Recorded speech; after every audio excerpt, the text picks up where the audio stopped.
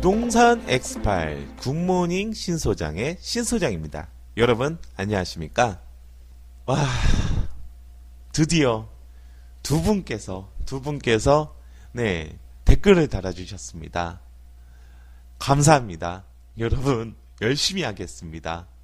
너무 제가 댓글을 못 달아드렸지만 너무 소중한 댓글 감사합니다.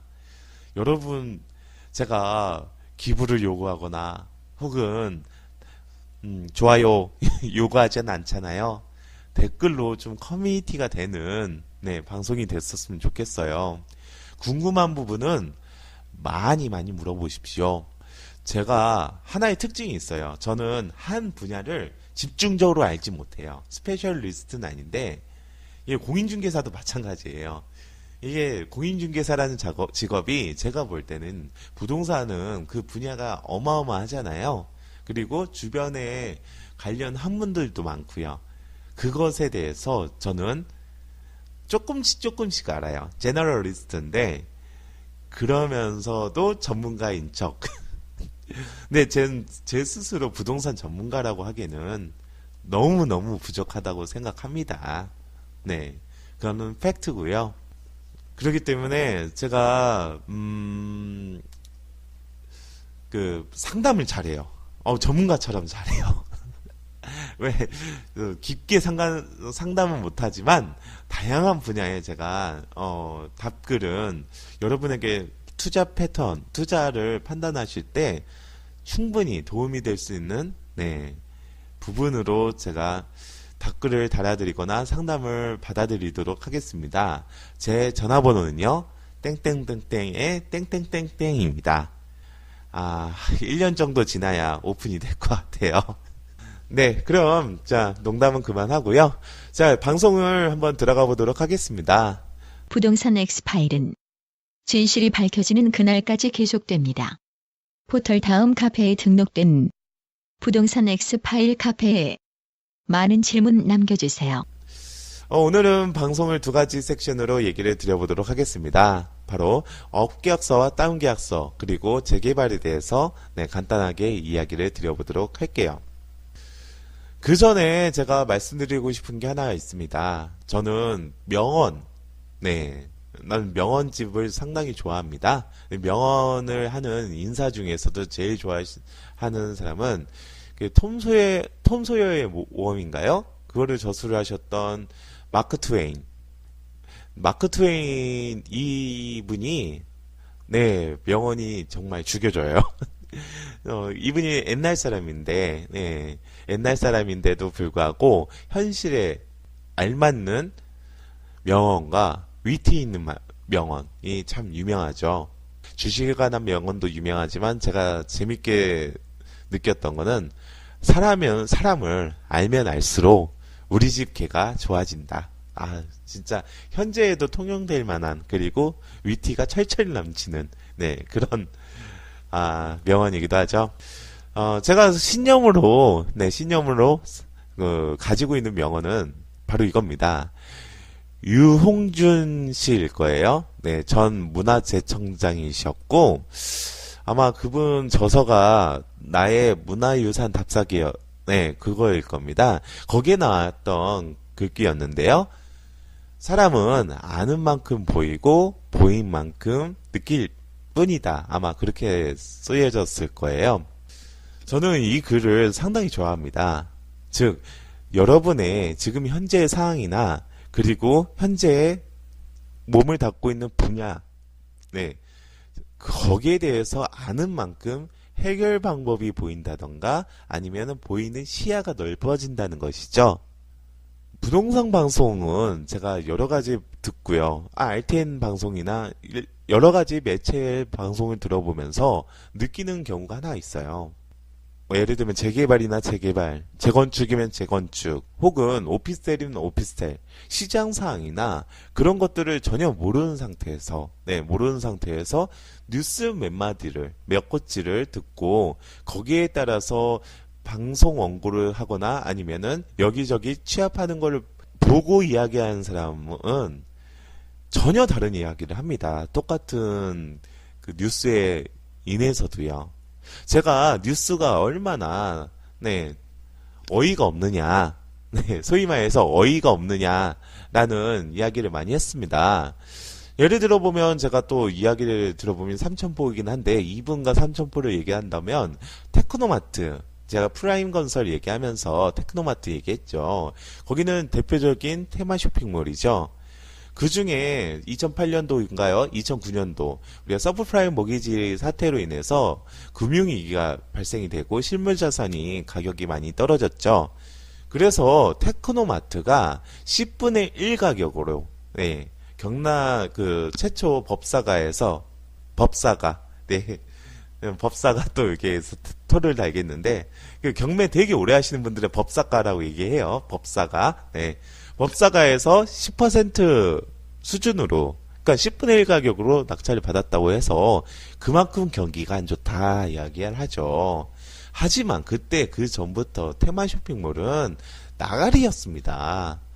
가격이 떨어졌고, 그리고 형편이 없었습니다. 그러니까 다른 아파트, 예를 들면 아파트가 가격이 이만큼 떨어졌다. 그때 주상복합도 얘기했거든요. 주상복합 아파트도 2000년대 초에는 대국민 청약 시대를 열었었지만 가격이 폭락을 했었죠. 가격 조정이 가장 많이 됐던 것들이 그때 당시에는요, 네, 뭐 공단에 있는 공단 부지들이나 아니면 이런, 네, 테크노마트 같은 테마 쇼핑몰, 그리고 주상복합 아파트였습니다. 네, 그거 두 가지를 딱 얘기를 하고 그만큼 경기가 안 좋아졌다. 어떻게 보면 그것도 선동적인 부분이 있겠죠. 그러니까 뉴스의 행간을 잘 봐라. 예, 그런 얘기를 드리는 거고요. 보이는 만큼만 이야기를 하니까 여러분께서는 물론 그 부동산 방송은 재미로도 듣겠지만 솔직히 부동산 방송은 정말 재미가 없어요. 그런데 정보라는 거를 들어야 되잖아요. 그리고 통상적으로 부동산 방송을 하는 사람들한테 좀 빠져들면 충성도, 즉 로열티가 생기거든요. 이분이 얘기하면 다 맞는 것 같아. 근데 그러지는 않는 게 많죠. 네, 어느 방송에서 들어봤는데 재건축 아파트, 네, 강남 재건축이 가격이 회복세를 된다고 하죠. 그리고 거기에 따른 거래세는 조금 저조하지만 가격은 오르고 있다고 얘기를 할 때 업계약서를 쓴다고 얘기했어요. 융자 때문에 업계약서를 쓴다고 했습니다. 저는 그 말 듣고 또 네, 피식했죠. 아파트는요, 업계약서가 많이 힘듭니다. 특히 강남권 같은 요지에 있는 아파트는요, 100%? 한 100% 걸리죠, 당연히. 융자를 얼마를 받기 위해서, 네, 업계약서를 얼만큼 써야 되는지 그 매가에 대해서 이미 높은 매가에서 뭐 6천만 원 더 쓴다고 한다면, 뭐, 뭐 몇백만 원 더 받기 위해서요? 네, 몇백만 원 더 받기 위해서 쓰나요? 네, 여하튼 실거래가 신고가 되는 이 시점에서는요, 부동산 실거래가 신고 심의위원회인가요? 그게 있을 거예요. 네, 그렇기 때문에 아파트는 가격 파악이 쉽죠. 그렇기 때문에 가세 당국이나 그 건설 당국, 네, 그 두 군데에서 바보가 아니기 때문에 당연히 포착하기 쉽습니다. 업계약서나 다운계약서는 그 처벌도 정말 크거든요. 그럼 업계약서나 다운계약서가 횡행할 수 있는 분야는 어디냐? 그러면 가격 포착력이 떨어지는 분야에서 업계약서나 다운계약서가 많겠죠. 그 중에 하나가 토지입니다. 토지의 다운계약서는 상당히 유명했습니다. 특히 그 참여정부 시절 때 부재지주 토지와 그리고 그 비사업용 토지, 이 두 가지가 토지 시장을 완전 냉각기 그리고 초토화를 시켰던 두 가지였거든요. 즉 부재지주 토지는 그 인접에 살지 않으면 그냥 중과세를 때려버리는 거예요. 투기 세력으로 보고. 그리고 비사업용 토지는 이건 더 심했는데요. 비사업용 토지는 그냥 땅을 놀려 있으면은 네, 그것도 중과세를 때리는 겁니다. 모기업에서요, 네, 그 서울 중심권에 터를 만들고요. 그 토지에 건축허가 만들어 놓고 한 몇 년 동안 네, 몇 년 동안 흙만 날라요. 흙만, 뭐, 이렇게, 네, 흙만 파요. 네, 몇 년 동안. 그게 바로 그 비사업용 토지를 피하기 위해서 꼼수를 쓴 거거든요. 그때 당시에는 다운 계약서가 상당히 횡행했습니다. 토지 시장에서는요. 네. 그거는 근데 토지 시장이 그게 가능했던 이유가 뭐냐면 가격이 포착이 안 되는 겁니다. 자, 그럼 두 번째로 업계약서가 많은 건 뭘까요? 업계약서가 많은 거는 바로 1세대 1주택 비과세가 되어 있으면서 가격 포착이 힘든 분야, 바로 빌라죠. 다세대 주택 얘기합니다. 자, 우리나라를 100으로 봤을 때, 우리나라의 국민, 그 주택 소유자를 100으로 봤을 때, 제가 알기로는 50% 이상이 바로 이 1세대 1주택, 1가구 1주택과 1세대 1주택은 조금 범위가 약간 달라요. 약간 달라요. 네. 우리가 예전에 박근혜 정부 때 9억 주택, 1가구 1주택, 이건 1가구 1주택이었는데요. 거기에 대해서 5년 동안 매수인이 5년 동안 양도소득세 면제, 이거 면제입니다. 제가 단어를 누구는 단어 틀렸다고 제가 막 깠으면서 제가 단어를 막 틀리면 안 되잖아요. 네. 면제를 받았었는데 이거는 뭐냐면 구청에서 떼줘요. 이 사람은 1가구 1주택이다. 근데 1가구 1주택의 범위와 1세대 1주택은 범위가 다릅니다. 네, 다르기 때문에 그거는 용어의 선택의 문제가 아니라 정확하게 얘기를 드리기 위해서 말씀드리는 건데 1세대 1주택은 현재 나와 있는 주택 소유자의 50% 이상이 1세대 1주택의 비과세 혜택을 받는 사람입니다. 9억까지는 비과세를 받죠. 그렇기 때문에 다세대 주택 같은 경우에서는 다운계약서나 업계약서가 특히 횡행했어요. 업계약서는 왜 다세대 주택에서 횡행하냐면 바로 예를 들면 그 명품 빌라 삼성 탑스빌 많이 들어봤잖아요. 네. 삼성 탑스빌 101호와 102호, 103호, 104호. 만약에 4세대가 있다고 한다면, 전용 면적이 다 틀린 거예요. 아파트는 25평형, 그리고 33평형, 그렇게 평형별로 획일화된, 물론 타입과 조망에 따라서 약간 대동소이하지만, 획일화된 가격 구조를 가질 수가 있지만, 빌라는 틀린 거예요. 또 내가 삼성 타스빌 있고 옆에는 현대 홈타운, 이건 아파트 브랜드지만 그냥 그런 빌라가 있다고 치면 연식도 틀리고 위치도 틀리고 그러기 때문에 가격대가 상당히 틀리는 겁니다. 같은 블럭에 있다고 하더라도요. 그렇기 때문에 가격 포착이 힘든 겁니다. 저는 빌라 같은 거는 다세대 주택은 비용 터는 것도 진짜 광범위합니다. 몇 천원 그냥 쉽게 털고요. 물론 아파트도 마찬가지긴 하지만 그러면 또 가격 포착이 어려운 게 바로 분양권 시장입니다. 분양권 시장은 다운 계약서가 많아요. 네, 다운 계약서가 많은데 다운 계약서가 많으면서 그게 걸리지 않는 이유가 부동산에서 단합을 할 수 있는 여지가 크기 때문입니다. 그러면 그 사람들은 이렇게 TM을 해요. 네, 이건 지금 현재 분양 피는 프리미엄은 얼마인데 신고는 얼마에 들어갈 겁니다. 네, 그게 아마 맞춰졌기 때문에 거기에 가세 당국이 그것을 포착하기 힘들겠죠.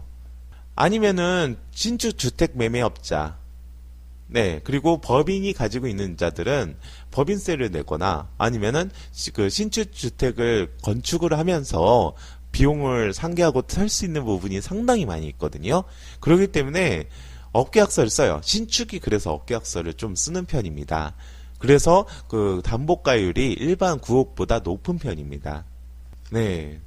그렇기 때문에 아파트는 업계약서를 그렇게 크게 못 씁니다. 강남권에 진짜 융자를 더 올린다라고 하면은 6천원을 올리겠습니까? 몇 억을 올리겠죠. 이미 가격 LTV나 DTI라는 게 있는데, 일반 아파트입니다. 만약에 한 부동산이 업계약서 한번 썼다, 그거 잘못 소문나면 분여해서 가만히 있겠습니까? 자, 이거는 시장 상황을 잘 모르는 어느 방송에서 이야기를 한 것 같고요. 네, 그리고 재개발에 대해서도 간단하게 이야기를 드려보도록 할게요. 네, 재개발은 제가 예전에 LH는 들어오지 않는다고 했습니다. 근데 그거는 제가 그 도정법에 하나의 예는 있어요. 정 시행이 안 되면 시군구에서 네, LH를 사업 시행자로 지정은 할 수 있습니다. 그리고 요새는 재건축도 신탁 재건축이라는 새로운 단어가 네, 생기기도 했고요. 그리고 그 가로주택 정비 사업도 그 LH와 공동 시행 그 조합이 네, LH와 공동 시행을 할 거나 아니면 시군구가 다시 네, LH를 선정을 해 가지고 네, 해당 그 지역에 가로주택 정비 사업을 할 수가 있습니다. 하지만 재개발에서는 LH가 나오진 않죠. 그럼 LH가 나오는 데는 어디냐? 네, 한 군데 나오는 데 있습니다. 정비사업 중에서는요. 바로 그 주거환경 정비 사업에는 나옵니다. 네, LH가 시행을 합니다. 자, 재개발하고 주거환경 정비 사업은 뭐가 틀리냐? 바로 주거환경 정비 사업은 재개발마저도 안 되는 겁니다. 진짜 낙후가 된 지역. 재개발 같은 경우에서는 물론 편차가 있지만 구도심에 사시는 분들입니다. 그런 분들은 그 재정 착률은 항상 나쁘지만 안 좋지만 그래도 나중에 프리미엄 받고 팔거나 그런 부분들이 있기 때문에 예를 들면 아이언 뉴타운 같은 경우에서는 계약금도 무이자로 빌려줬거든요. 네, 그냥 그걸 왜 빌려줬겠어요? 저희 그때 시공사가 무이자로 빌려준 거는 그냥 자기 자본 없이 프리미엄이 생길 테니 그것을 매도하고 털고 나가라라는 배려겠죠. 네. 주거환경 개선 사업 중에서는 그 일반 정비 사업이라는 거는 도정법에 나와 있는 정비 사업이라는 거는 민간 개발이라는 개념이 잡혀 있잖아요. 근데 이 주거환경정비 사업 중에서 이것도 그 사업 방식이 두 가지가 지금 법률이 바뀌었나요? 몇 가지가 더 생겼나요? 여하튼 두 가지가 있는데 그 중에서 공동주택 관리 사업이 바로 LH가 수용을 해서 하는 방식입니다. 이거는 사례를 한번 말씀드려 보도록 할게요. 그때 LH가 나쁜 짓을 많이 했죠. 네. 모 지역에서는 LH가 무리한 부분을 하다가 한 분이 분신을 하신 적도 있습니다. 그래서 그 사업이 장기적으로 연체된 적도 있고요. 네. 그리고 한 곳은 네, 입주권을 받는데 그 기존 토지 등 소유자한테는 네, 그 입주권을 포기하면 1,000만 원을 준다고 했어요. 어차피 재정착은 도저히 안 되니까 1,000만 원을 더 얹어줄 테니까 받고 나가라 라는 거를 봤어요. 제가 진짜 그거를 공고문을 봤는데 거기에 진짜 낙후되니까 공고문도 진짜 그 빨간 글씨로 써 있었거든요. 그 밑에 신기한 데서 그 공고문을 아직도 못 읽는 게 뭐냐면 그 밑에 그림이 있는데 북한에 나오는 그런 그림이었어요. 한 여자가 한복을 입고 장구를 치고 있는 그림을 그려놨어요. LH의 공고문인데. 네. 왜 그려놨을까? 아직도, 아니, 그게 10년이 지났는데, 아직도 궁금해. 여하튼, 예, 그렇게 해서 LH가 진행을 하고 가는 건데, 이 재개발은 LH가 개입이 안 되니까 LH가 사람을 내쫓거나 그럴 수가 없는 거예요. 자, 그러면 시공사가 문제냐? 시공사가 문제나? 그거는 그럴 수 있습니다. 네, 시공사가 그럴 수는 있는데, 네, 왜 그러냐면 이거는 재개발에 어쩔 수 없는 부분이기도 합니다. 예를 들어 보면 우리가 조합이 생기고 그 전에 재개발 추진위가 생기죠. 그러면 그 돈은 어디서 나겠습니까? 자, 그럼 그 돈 자체가 예를 들면 웬만한데 4만 평을 재개발을 한다라고 하면 그 금액으로 하면 몇 천억 단위의 사업이거든요. 그것을 초창기에 진행을 한다면 그 돈은 어디서 나겠습니까? 바로 시공사에서 찔러주는 거죠. 그런 것들이 너무 복마전이 많았습니다. 네, 많았습니다. 예를 들면 재밌는 얘기 하나 해드리면 물론 지금은 많이 올랐을 거예요. 예전에 한 2010년도만 해도 조합장의 월급이 한 300에서 350만 원이었거든요. 이제야 말할 수 있다. 조합에, 네, 300에서 350이었는데, 그때는 그 돈을 어디서 나겠습니까? 매몰 비용이라는 게, 지금 시공사에, 지금, 서울시에서, 예전에 50%만, 반대만 하면, 합법적으로, 네, 재개발이 해제가 됐었습니다.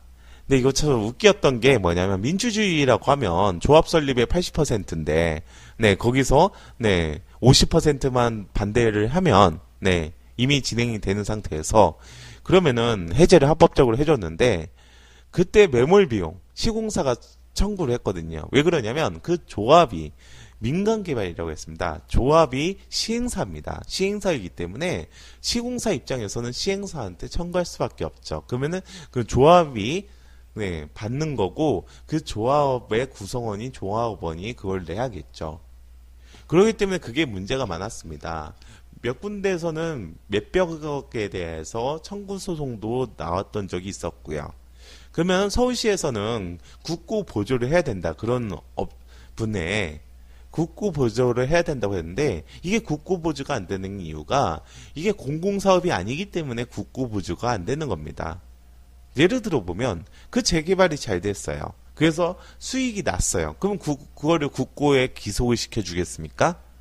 물론 재개발에도 초과이익 환수에 대해서의 부분도 있고요. 그리고 비례율 산정했을 때 비례율이 높게 된다면 그 소득세나 아니면 법인세가 나오기도 합니다.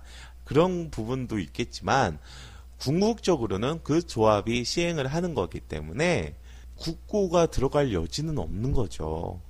그렇기 때문에 재개발 같은 경우에서는 자, 제가 솔직히 말씀드려서 재개발에 관한 많은 반박이나 그런 걸 얘기를 들어보면 이런 부분은 있어요. 승응하는 부분은 있어요. 하지만 대한민국에서는요, 구도심에, 제가 전에 방송도 얘기했지만, 구도심에서, 예를 들면 서울에 서울에 연신내만 있나요? 네. 아니면, 서울의 어느 지역은 4만 평을 개발을 한다.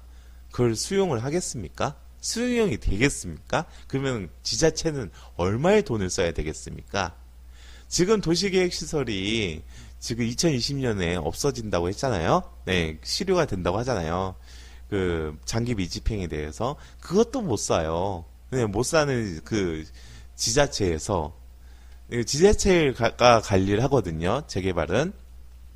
그렇기 때문에 서울시도 좀 웃긴 거죠. 왜 국고를 줘요? 자기네들 그 사업에 자기네들이 다 지정하고 자기네들이 다 계획하고 하는 건데 승인 내리고 하는 건데. 근데 제가 말이 너무 갔는데 네. 어디까지 얘기했나요? 너무 졸려서 2시 반에 지금 2시부터 네 방송을 시작을 했는데 많이 졸리구나 새벽에 하면 그럼 네 여하튼 시공사 쪽에서 돈을 애초부터 대기 때문에 네 거기서 가다 이익을 창출하고 그것 때문에 조합원이 피해를 본다. 라는 걸로 얘기를 하면은, 네, 저는 인정을 할 수 있어요. 이렇게 생각할 수 있는 여지도 있고, 하나의, 네, 그걸 하죠. 근데, LH가 나와요. 계속 LH가 나와요. 보상도 일하고, 보상이라는 게 어디 나옵니까? LH가 왜 나옵니까? LH는 대한민국의 모든 공사를 다 LH가 하나 봅니다. 네. LH는 뭐 합니까? LH는 수용하고, 땅 닦고, 건설사한테 팔아먹는 거고, 네, 물론 주공 하죠. 주공 아파트나 각급의 브랜드, 네, 걔네들이 합니까? 걔네들 그냥 저 2군, 3군 업체들 다 데리고 나서 하는 거고, LH가 왜 시행을 해요? 재개발을 나오지도 않아요. 걔네들은 조합하고 시공사의 문제지. 진짜. 여기까지. 네. 재개발은 여기까지. 네. 좀 썰을 더 풀고 싶긴 한데, 네. 너무 졸린 관계로. 네. 오늘은, 네. 비몽사몽 방송. 네. 전혀 주제가 없었던 방송이었습니다. 그래도 이거는 올릴 거고요. 네. 뛰어난 편집력으로 김 PD님께서는 왠지 전문스러운 방송으로 만들어 주실 것 같습니다. 부동산 엑스파일 굿모닝 신서장의 신소장이었습니다. 감사합니다.